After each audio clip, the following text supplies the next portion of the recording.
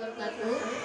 Baiklah, hari ini kami akan melakukan diseminisasi, yaitu tentang kurikulum merdeka untuk kelas tinggi, khususnya untuk kelas 5. Yang ingin kami bahas yaitu tentang pembuatan atau komponen modul ajar. Di komponen peran untuk mengembangkan modul ajar sesuai dengan konteks lingkungan dan kebutuhan belajar peserta didik. Modul ajar dilengkapi dengan komponen yang menjadi dasar dalam proses penyusunan. Komponen modul ajar yang pertama yaitu informasi umum. Yang pertama itu identitas modul yang terdiri dari nama. Penentuan alokasi waktu yang digunakan adalah alokasi waktu sesuai dengan pelajaran yang berlaku di unit kerja masing-masing. Yang kedua yaitu kompetensi awal. Kompetensi awal adalah pengetahuan dan atau keterampilan yang perlu dimiliki siswa sebelum mempelajari topik tertentu. Kompetensi awal merupakan ukuran seberapa dalam modul ajar yang dirancang. Yang ketiga yaitu profil pelajar Pancasila. Profil pelajar Pancasila merupakan tujuan akhir dari suatu kegiatan pembelajaran yang berkaitan erat dengan pembentukan karakter peserta didik. Profil pelajar Pancasila dapat tercermin dalam konten dan atau metode pembelajaran. Di dalam profil pelajar Pancasila juga ada berapa 6 dimensi profil pelajar Pancasila, yaitu materi, pedagogik, kegiatan proyek atau asesmen. Sarana dan prasarana. Sarana dan prasarana merupakan kognitif dalam komponen modul ajar, merupakan fasilitas dan bahan yang dibutuhkan untuk menunjang kegiatan pembelajaran. Sarana merujuk kepada alat dan bahan yang digunakan, sementara prasarana di dalamnya termasuk materi dan sumber bahan ajar lain yang relevan yang digunakan dalam kegiatan pembelajaran. Sarana prasarana ini poin penting dalam pembuatan modul ajar, dan sarana prasarana ini berbeda dari masing-masing sekolah yang ada. Itu target peserta didik. Target peserta didik ada 3 poin, yaitu peserta didik reguler atau tipikal, itu peserta didik dengan kesulitan belajar dan peserta didik dengan pencapaian tinggi.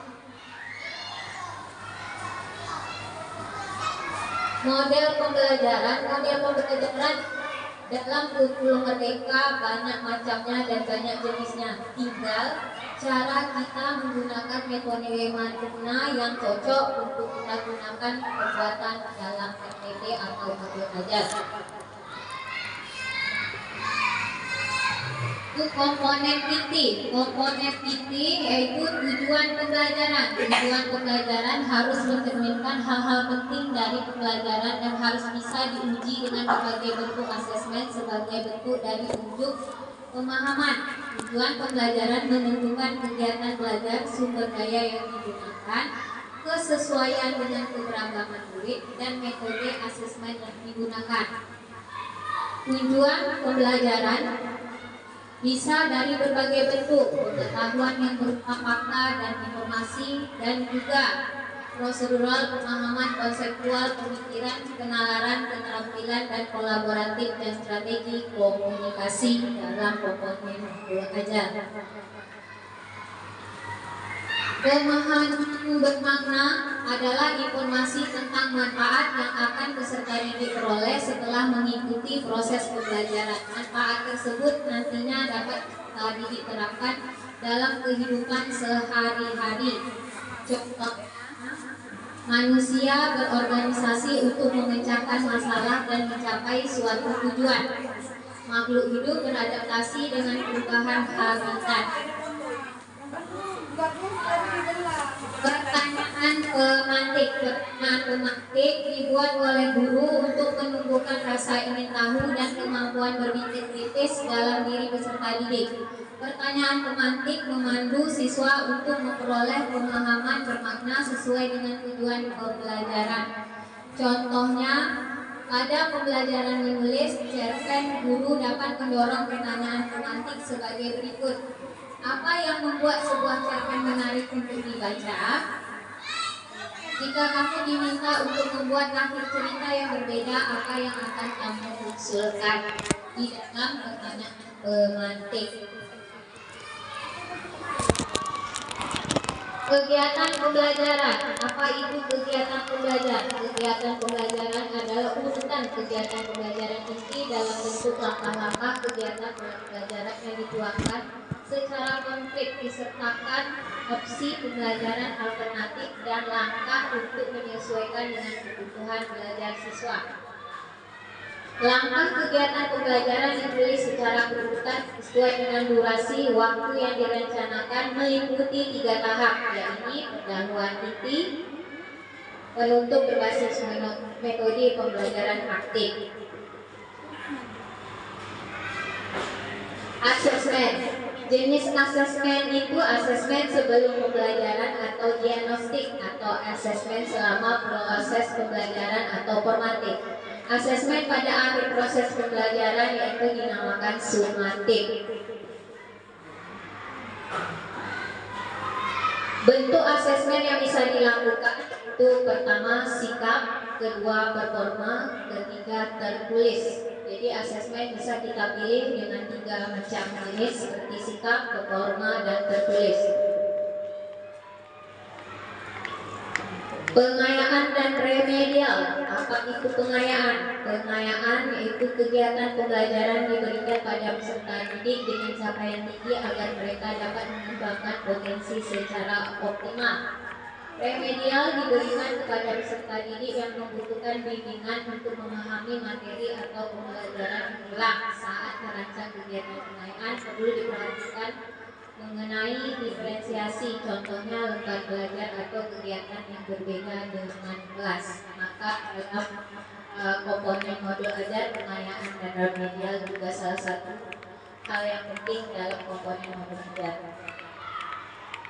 3 itu lampiran.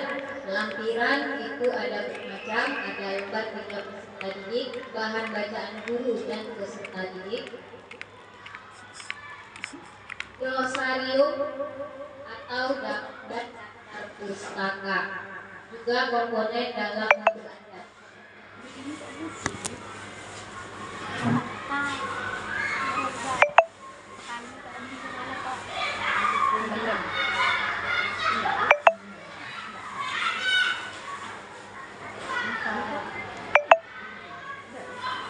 Glosarium merupakan kumpulan istilah-istilah dalam suatu bidang secara alfabetikal yang dilengkapi dengan definisi dan artinya. Glosarium diperlukan untuk kata atau istilah yang memerlukan penjelasan lebih mendalam. Jadi dalam pembuatan komponen modul ajar, glosarium bisa dipakai dan bisa juga tidak dipakai. Cuma dipakai sesuai dengan mata pelajaran yang bisa dibutuhkan untuk menggunakan glosarium. Daftar pustaka. Daftar pustaka adalah sumber-sumber referensi yang digunakan dalam pengembangan modul ajar. Referensi yang dimaksud adalah semua sumber belajar, buku siswa, buku referensi, majalah, koran, situs internet, lingkungan sekitar, narasumber, dan sebagainya.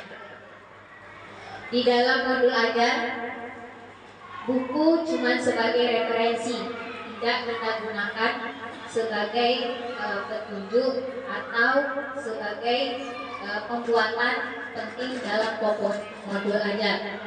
Dalam pembuatan modul ajar yang perlu diperhatikan itu ada beberapa yang perlu kita perhatikan, itu tentang bagaimana melakukan pengayaan dan bagaimana melakukan remedial. Dalam pengayaan dan remedial itu kita harus menggunakan materi yang bisa menunjang pembelajaran anak dalam modul ajar yang kita terapkan atau yang kita buat. Pengayaan adalah kegiatan pembelajaran diberikan pada peserta didik dengan capaian tinggi agar mereka dapat mengembangkan potensinya secara optimal. Remedial diberikan kepada peserta didik yang membutuhkan bimbingan untuk memahami materi atau pembelajaran mengulang. Saat merancang kegiatan pengayaan perlu diperhatikan mengenai diferensiasi, contohnya lembar belajar kegiatan yang berbeda dengan kelas. Juga penilaian tentang kemampuan peserta didik, yaitu ada 3 komponen. Yang paling penting juga di dalam komponen modul ajar itu ada asesmen. Asesmen digunakan untuk mengukur capaian pembelajaran di akhir kegiatan. Kriteria pencapaian harus ditentukan dengan jelas sesuai dengan tujuan pembelajaran yang ditetapkan. Asesmen yang digunakan bisa kita gunakan asesmen sebelum pembelajaran atau diagnostik, atau asesmen selama proses pembelajaran atau formatif. Asesmen pada akhir proses pembelajaran yaitu formatif.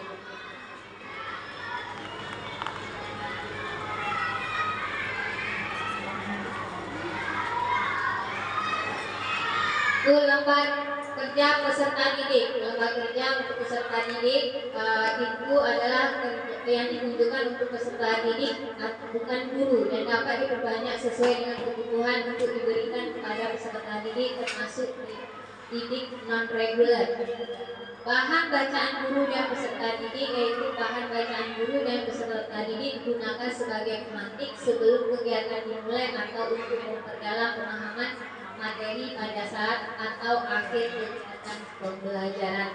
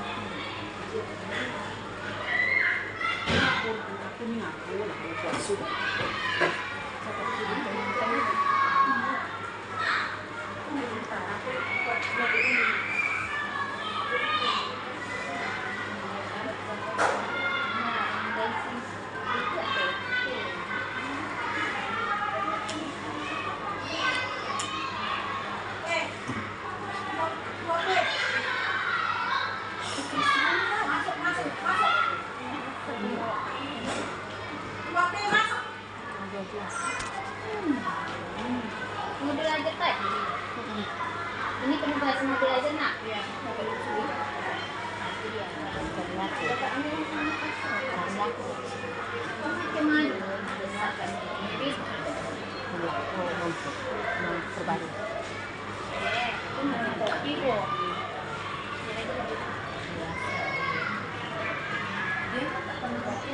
Dia tahu waktu sejam kan ini pagi. Boleh jalan ni?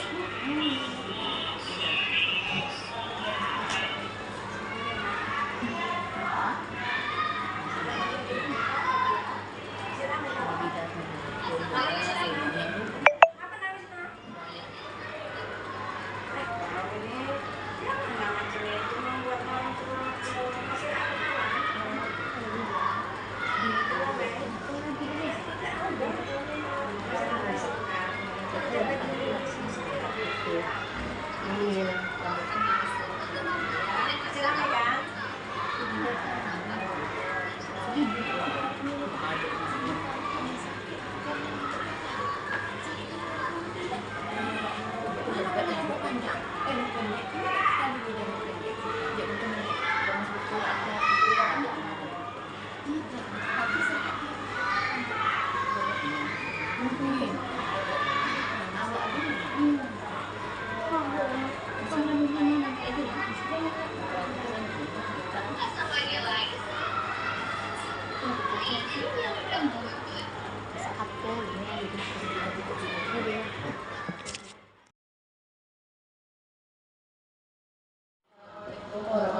wabarakatuh. Waalaikumsalam warahmatullahi wabarakatuh. Baiklah, tadi rekan saya Ibu Maya telah menyampaikan bagaimana cara pembuatan modul ajar. Sekarang tugas saya yaitu cara menyampaikan cara pembuatan ATP atau alur tujuan pembelajaran, terus pembuatan P5, serta pembuatan cara membuat ATP memindahkan ke modul ajar. Minggu lalu kami udah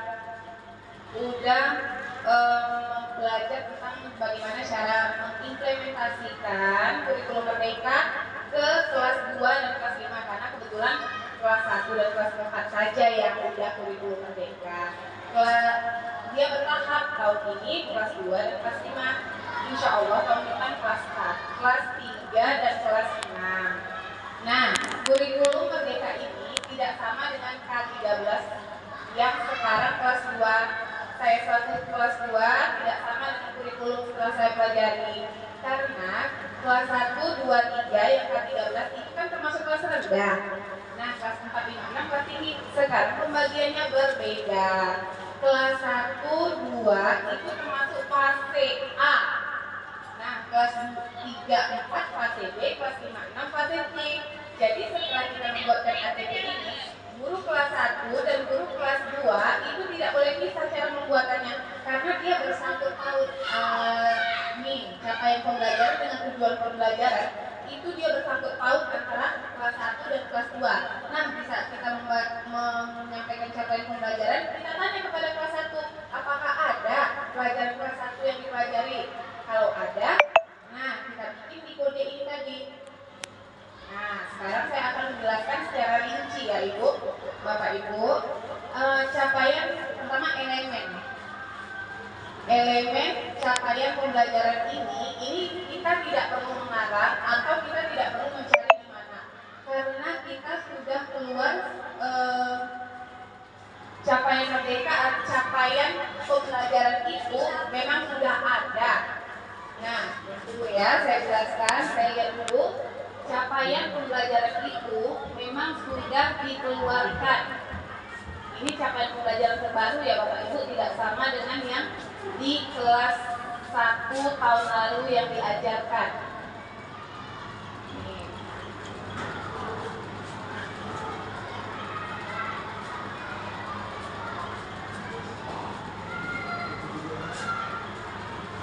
Nah, dari sini kita bisa melihat capaian pembelajarannya. Nih. Di sini saya kan guru kelas 1, kelas 2. Jadi kita berarti saya mengambil fase A. Cara pembuatan ATP tadi saya ambil dari sini. Ini surat ini udah keluar, memang surat terbaru keluar. Jadi kita tinggal mengcopy saja, elemen capaian pembelajaran sudah ada. Kita tidak perlu capek-capek memikirkan. Nah, lihat ada elemen karena kita fase A, ini fase A ya Bu, fase A. Jadi kita materinya ada di sini ada 5, ada bilangan, aljabar, pengukuran, geometri, analisis data dan peluang. Nah, sekarang pertama kita ambil dari bilangan. Nih, dari bilangan kita ambil peserta didik menunjukkan pemahaman dan pemilihan prinsip. Ini cuma di copy saja lalu dipindahkan ke modul ATP tadi, ke format ATP tadi. Kita pindahkan. Nah, ini tadi ya. Nampak kan? Ini tadi saya tinggal copy aja.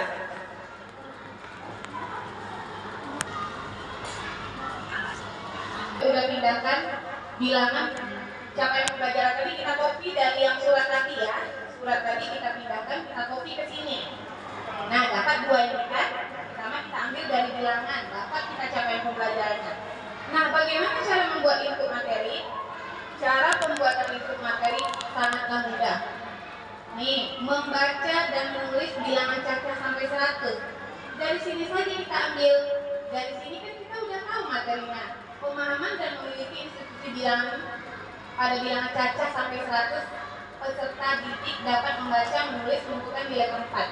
Nah, sekarang kita bikin membaca dan menulis bilangan cacah sampai 100. Ya. Terus tujuan pembelajarannya juga dari sini kita ambil, memahami. Nih, pemahaman kita tinggal copy saja, pindahkan ke sini. Terus kodenya, ini B ini termasuk bilangan, satu ini kelasnya ya, kelasnya ini B bilangan, satu ini itu materi pertama bilangan karena materi kan ada 5. Satu ini bilangan. Terus satu yang di belakang ini kita tanya sama kelas 1, Ibu, ada Ibu belajar membaca dan menulis bilangan cacah sampai 100? Ada katanya. Kalau ada ya udah kita buat aja ini di kelas 1. Nah, begitu alokasi waktu ini juga udah tertulis. Kalau di fase A kelas 2 itu ada 180 jam. Nanti saya akan share bagaimana alokasi waktu, terus kita bagi setahun. Ini kita pandai-pandai kita. Bilangan ini tercapai nggak kira-kira berapa jam dalam seminggu? Itu saja. Alur tujuan pembelajaran ini dari tujuan pembelajaran di copy lalu hanya ditambah peserta didiknya saja. Nah, kita tambah peserta didik karena ini dia kopian dari sini. Begitu selanjutnya lingkup materinya ambil lagi dari sini. Tadi sampai 100. Terus sekarang membandingkan menurutkan komposisi dan dekomisasi mereka dapat melakukan operasi penjumlahan dan pengurangan. Ada ya, operasi penjumlahan dan pengurangan.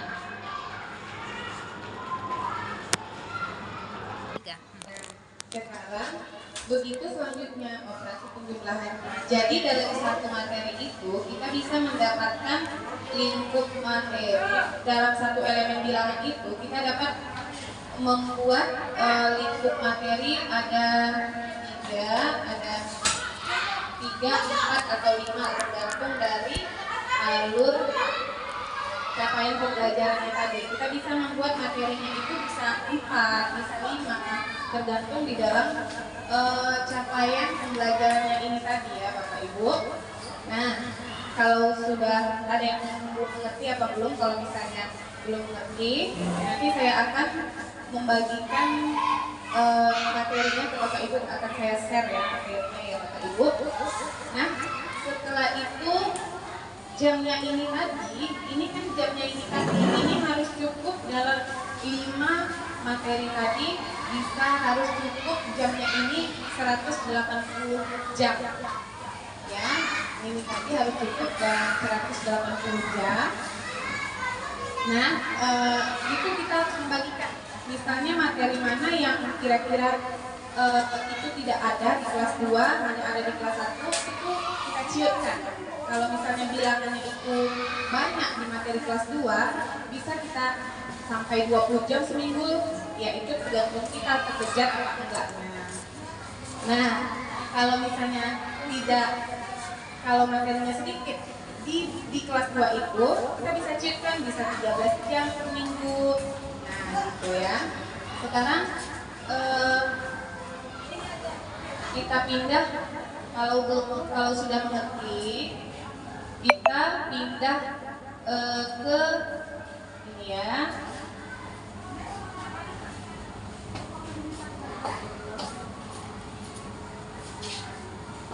Cara pembuatan P5. P5 itu proyek penguatan profil pelajar Pancasila. Nah, Kalau P5 ini kita tidak asing lagi terdengar ya, karena di SMP yang selalu membuat P5 ini. Nah, P5 ini kita dapat P5 ini sama seperti kita pembuatan HTP tadi.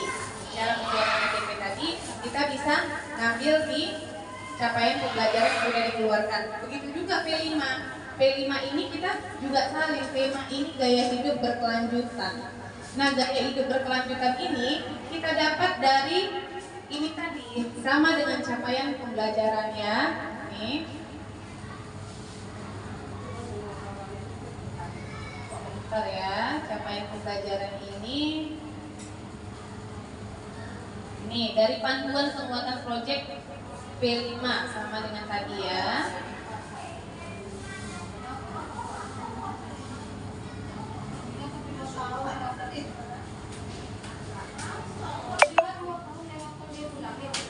Sebentar ya, Bapak Ibu.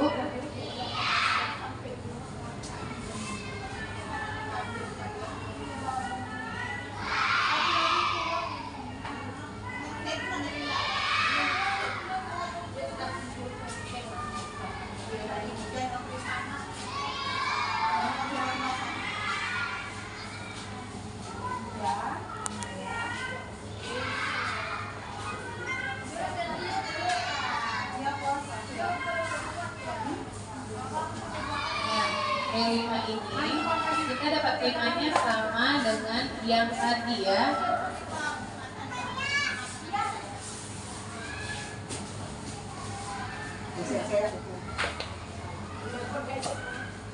Nah, kita dapat dari yang tema ini tadi.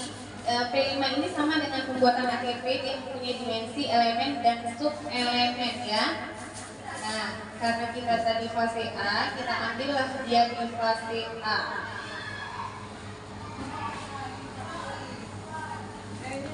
Kita ambil dia di fase A. Nah, sebelum kita ke situ dia juga P5 ini juga mempunyai rubrik utama project profil. Nah, ini di fase D. Jadi sama bedanya kita harus membuat rubriknya.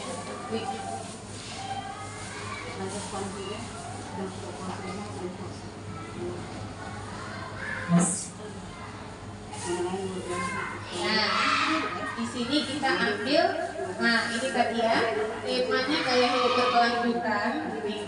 Karena kita ambil di fase A, ini membuat sistem pembuangan sampah sederhana di rumah di satuan pendidikan, misal piket waktu rutin. Jadi di sini kita temanya pembuangan sampah. Jadi bagaimana cara kita membuat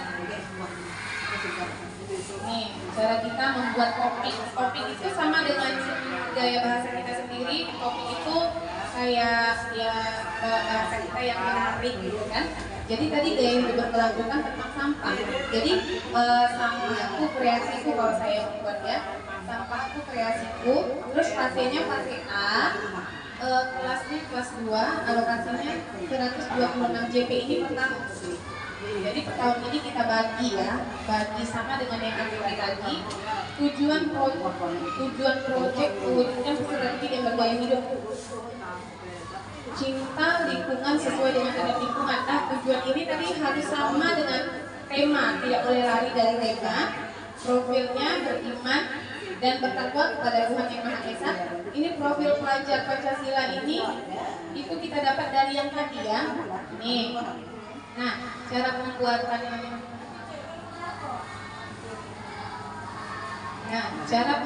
ini tadi harus tidak lepas dari ini. Pembuatan P5 ini tidak lepas dari panduan buku tadi. Panduan tadi tidak lepas. Jadi kita buat di sini, jadi kopi sini. Kalau itu dijelaskan nanti, saya akan menjelaskannya secara detail untuk kelas Bapak Ibu. Terus saya akan lihat dulu ya Bapak Ibu, baru bisa saya jelaskan secara detail cara pembuatan P5.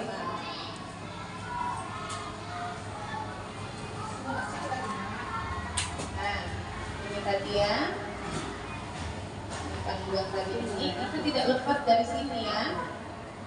Tidak lepas. Jadi kita harus ini fase A bagaimana? Ini kita buka ini, terus kita buka lagi cara penugasan P5. Jadi bolak-balik ya. Cara harus tujuan proyeknya kita ambil dari P5 tadi, dari panduan tadi. Nah, kita lanjutkan lagi. Begitu juga dengan dimensi profil pelajar, elemen, subelemen, target pencapaian ini juga sudah ada semua. Ini juga sudah ada semua.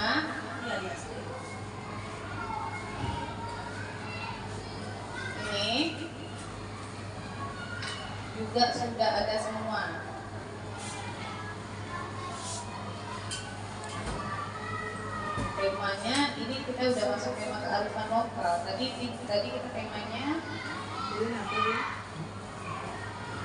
gaya hidup berkelanjutan. Itu semua sudah ada di sini. Jadi kita tidak susah lagi ya Bapak Ibu.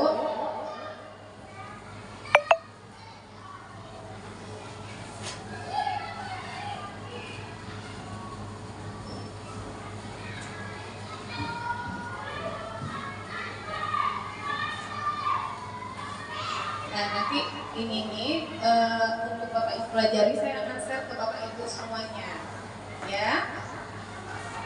Lalu cara pembuatan training tadi di sini. Nah di sini ada aktivitas tahap pengenalan, alur aktivitas project nih. Ada aktivitas tahap pengenalan, mengenali dan membangun kesadaran peserta didik terhadap tema yang sedang dipelajari. Nah ini nih, kalau kita membuat ini nggak usah banyak-banyak karena kita masih fase A, masih kelas 2. Jadi kalau banyak kita harus membuat RPP-nya. Kalau kita banyak berarti baru juga RPP-nya. Intinya P5 itu bagaimana cara kita bertanggung jawab dan mengkolaborasikan kepada rekan-rekan semua. Berapa target kita, berapa bulan target kita untuk menyelesaikan rencana pembelajaran P5 tadi di dalam RPP tadi ya. Jadi misalnya kalau kami ambil dari bulan Juli, Agustus, September, Oktober, November, jadi 4 bulan harus tercapai kita untuk mengembangkan P5 tadi tentang sampah tadi, dari sampah bahan bekas, bagaimana kita mengkolaborasikan kepada anak-anak. Nanti kita akan memamerkan kepada siswa yang lain itu nanti berapa bulan target kita. Kita akan pamerkan, kita akan tampilkan isu tadi kita ya, tentang sampah tadi itu, cara pengolahan sampah menjadi bahan-bahan yang berguna, jadi tidak harus dibuang di apa.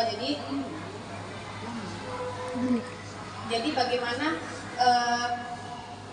4 bulan terkejar, kalau sampah, kalau untuk anak SD masih terkejar dia ya.